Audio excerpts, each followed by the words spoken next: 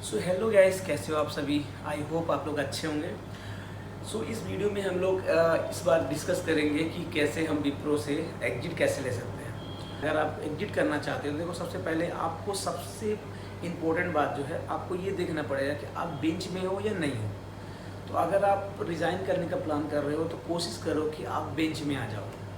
अब मैं ऐसा क्यों बोल रहा हूँ, देखो उसका बहुत सारे बेनिफिट हैं।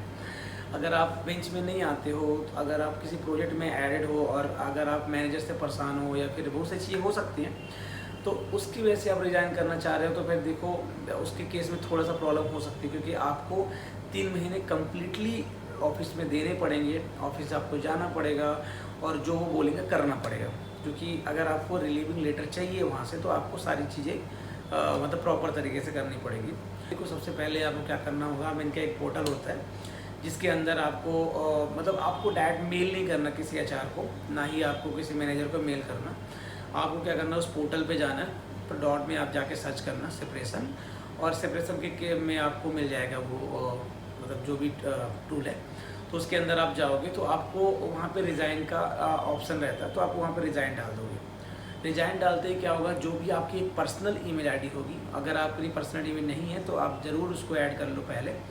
जो पर्सनल ईमेल आईडी होगी उस पर, और आपकी एम्प्लॉय कंपनी की ईमेल आईडी पे अपने आप उस पर एक मेल चला जाएगा, जो कि एचआर को भी जाएगा, आपके मैनेजर को भी जाएगा। बट देखो, अगर आप बेंच पीरियड में हो तो हो सकता है कि आपको तुरंत रिलीज कर दें।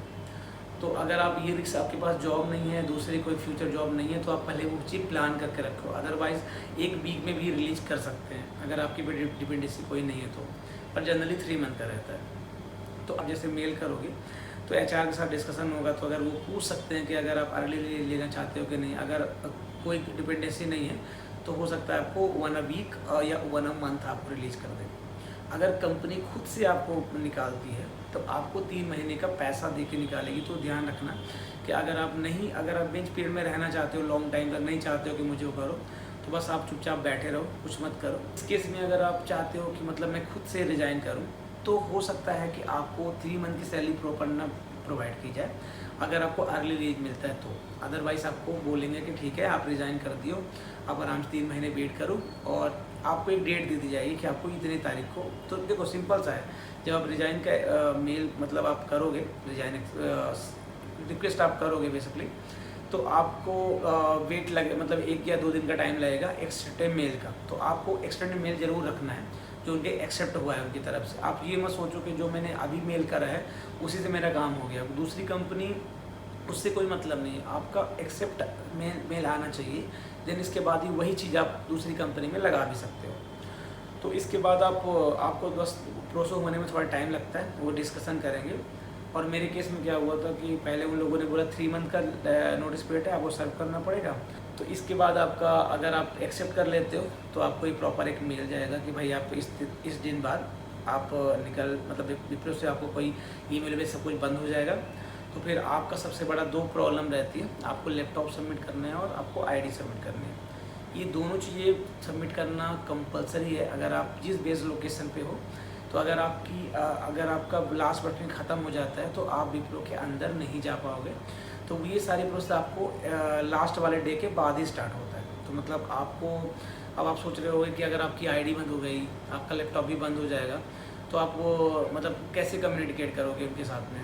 तो बहुत सिंपल सा प्रोसेस, जैसे आप ये सब चीज़ें हो जाएगी, आपका लास्ट वर्किंग मान लो आ गया और ये सब प्रोसेस के साथ आप गुजर चुके हो, तो आपका लैपटॉप हो गया बंद, आपकी आईडी हो गई बंद, और ऑफिस के अंदर एंट्री नहीं कर पाओगे।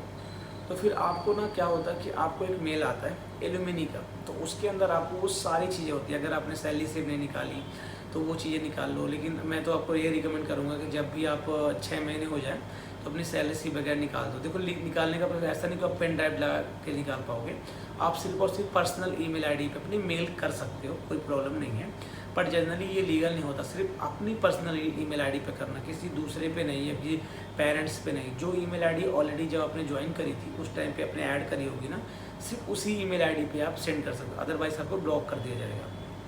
तो ये सारी चीज़ें होने के बाद आपको एक एलुमिनी पोर्टल मिलता है, जहाँ पे आपको वो सारी चीज़ें, आप डोंट वरी कि मतलब आपने नहीं ले पाए हो, सैलरी से नहीं ले पाए हो, ऑफर लेटर नहीं ले पाए हो, तो सारी चीज़ों का रिक्वेस्ट आप प्रॉपर्ली कर सकते हो।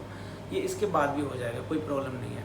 बट हाँ, आपका बेस लोकेशन जहाँ पे रहेगा आपको उस लोकेशन पे जाना पड़ेगा और वहाँ जाने के बाद आपको मतलब लैपटॉप और वो सबमिट करना पड़ेगा। लेकिन इन केस अगर आप चाहते हो कि आपने ज्वाइन किया था, मान लो जैसे मेरे केस में मैंने पुणे ज्वाइन किया था, बट मेरा अभी जो जिस कंपनी में ज्वाइन कर रहा हूँ वो मेरा नोएडा पे है।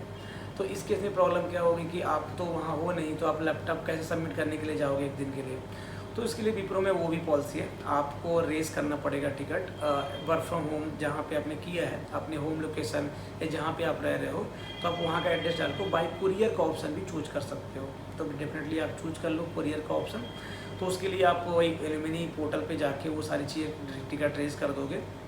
अगर कुछ भी आपको प्रॉब्लम आती है, अगर लगता है कि एलुमिनी नहीं चल रहा है, प्रॉब्लम हो रही है, तो किससे कनेक्ट करोगे, तो डोंट वरी, जो भी आपकी एचआर होगी, क्योंकि आपने जब रिज़ाइन किया तो एक्सेप्टेंस मेल आया होगा, तो मेल के अंदर आपकी ईमेल आईडी रहती है आपके एचआर की, मैनेजर की, तो आप उनसे डायरेक्टली बाई मेल आप कनेक्ट कर सकते हो। आपको 15 से 20 दिन के बाद जनरली कुरियर वाले आपको कॉल करेंगे, आपको प्रॉपरली लैपटॉप को जो भी साथ में मिला होगा, लैपटॉप, चार्जर, बैग, उन सब चीज़ को एकदम प्रॉपर तरीके से इकट्ठा करना है, उसकी प्रॉपर तरीके से फ़ोटो क्लिक करनी है और अपने पास रखना है। जब कुरियर वाले आएंगे वो सारी फ़ोटोज़ आपसे लेंगे, जिससे मतलब आपका लैपटॉप डैमेज तो नहीं है, ये सारी चीज़ें प्रोसेस करेंगे।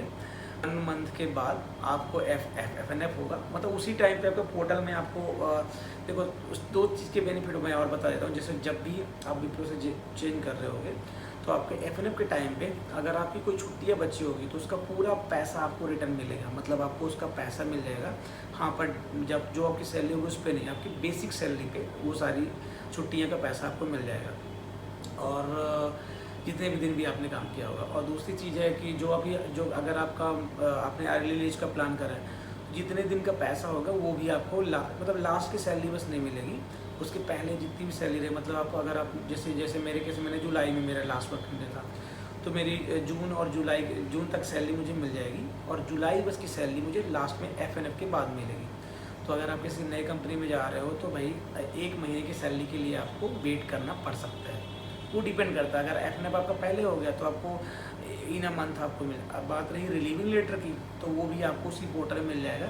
जैसे आपका लैपटॉप और आईडी सबमिट हो जाएगी तो आपके सारे चीज़ें वहाँ पे आ जाएगी, तो आपको मतलब वो पैसा जो जैसे आपका ट्रांसफ़र हो गया, आपको इसकी मतलब एक स्क्रीनशॉट लेना है और उसकी PDF बना के उनको भेजना है कि हाँ मेरे पास पैसे आ चुके हैं पूरे, मतलब सेटलमेंट वाला पैसा आ चुका है।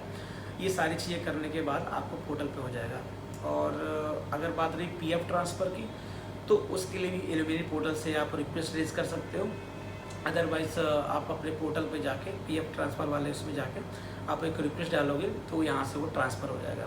तो मतलब ये मान लो कि आप जिस दिन से आपका लास्ट पेमेंट हो गया, उसके 1 से 1.5 महीने के अंदर अंदर आपकी सारी चीज़ें सेटलमेंट होती है। बहुत ही स्मूथ प्रोसेस होता है। बस आप कोई फ्रॉड करके मत निकलना कंपनी से।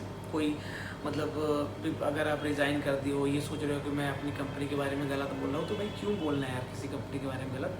क्योंकि अगर वो कंपनी आपको, देखो जब आप ज्वाइन करने वाले रहते हो तो भाई आप कितनी सारी चीज़ें मतलब करते हो, उसके बाद कंपनी ज्वाइन करते हो। तो किसी कंपनी के बारे में जिस रोटी मतलब जिस थाली में खाते हो उसमें कभी छेद नहीं करना चाहिए मेरे हिसाब से। तो मैं तो कह भी नहीं पाऊँगा, क्योंकि मैं जब से ज्वाइन किया हूँ तो मुझे 2 साल तो मतलब वर्क फ्रॉम होम ही मिल गया। इसके बाद जब भी मुझे लोकेशन, हाँ देखो विप्रो के अंदर एक चीज़ का और बेनिफिट है। आप अगर आप बेस लोकेशन मैंने पुणे ज्वाइन किया, तो आप विप्रो के किसी भी ऑफिस में जाके आप लॉगिन कर सकते हो। हाँ, लेकिन उनकी बिल्डिंग खुद की होनी चाहिए। जैसे गुड़गांव के अंदर आप देखोगे तो 2 ऑफिस हैं, जनरली 3 ऑफिस है बेसिकली।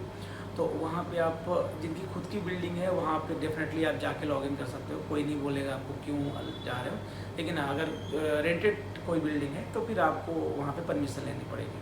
उसके अलावा अपने इंडिया में इतने सारे लोकेशन है विप्रो के, किसी भी लोकेशन पे आप पंच कर सकते हो, कोई प्रॉब्लम नहीं होती। और तो अगर इसमें से कुछ भी आपको पूछना है, किसी प्रकार का कुछ कन्फ्यूजन है, तो डेफिनेटली आप कमेंट सेक्शन में पूछ सकते हो। विप्रो में प्रोसेस ज्वाइनिंग कैसे होती है वो उसके बारे में भी जानना तो आप कमेंट करना, और किसी और चीज़ के बारे में अगर जानना हो तो बताना। मैं तो एक दूसरी सेपरेट वीडियो बनाऊँगा जिसमें सारी चीज़ें आपके साथ डिस्कस कर लूँगा। सो आई होप कि all the best for new job आप सभी लोगों को। मेरा भी सिलेक्शन हो चुका है और कल मेरा वैसे ज्वाइनिंग होने वाला है, तो अभी मैं एक्साइटेड हूँ उस कंपनी में जाने के लिए। अगर आप ये सोच के बैठे हो कि मैं रिलीविंग लेटर नहीं लूँगा, उस कंपनी से फ्रॉड करके निकल जाऊँगा, तो भाई काफ़ी सारे लोगों को देखा है कि लोग मतलब जैसे कंपनी में जाएंगे, बोलेंगे क्या ही करेंगे, मतलब रिलीविंग लेटर का भाड़ में जाए ये वो, और ऐसी चीज़ें बोलते हैं। तो मेरे हिसाब से तो ये लोग बेवकूफ़ होते हैं जो ऐसी चीज़ें करके मतलब कंपनी में से निकलते हैं। तो भाई कभी भी किसी कंपनी से निकलो, एकदम प्रॉपर तरीके से एग्जिट लो। अगर वो बोलते हैं एचआर की चीज़ कर लो, तो भाई थोड़ा सा कर लो इस चीज़ को। अगर रिलीविंग लेटर प्रॉपर तरीके से नहीं मिला तो हो सकता है करंट कंपनी गलती से एक्सेप्ट कर ले, लेकिन इन फ्यूचर वाली कंपनी कभी भी एक्सेप्ट नहीं करेगी। और सही बता रहा हूँ, मैं अभी तक लगभग 7-8 कंपनी में मतलब सिलेक्शन हो चुका था मेरा, मतलब इस कंपनी में ज्वाइन करने से पहले। जैसे मेरा IBM में हो गया, EY में हो गया, और मतलब एक टेक महिंद्रा में हो गया था। तो मैं फाइनली मैं इन्फोसिस ज्वाइन कर रहा हूँ। इन्फोसिस भी काफ़ी अच्छी कंपनी है, तो मैं एक्साइटेड हूँ वहाँ जाने के लिए। आई होप कि मेरा एक्सपीरियंस वहाँ भी अच्छा रहेगा। बाकी आप काम अच्छा करो, बिंदास कर सकते हो। कोई भी क्वेश्चन हो तो आप पूछना डेफिनेटली। तब तक के लिए गुड बाय।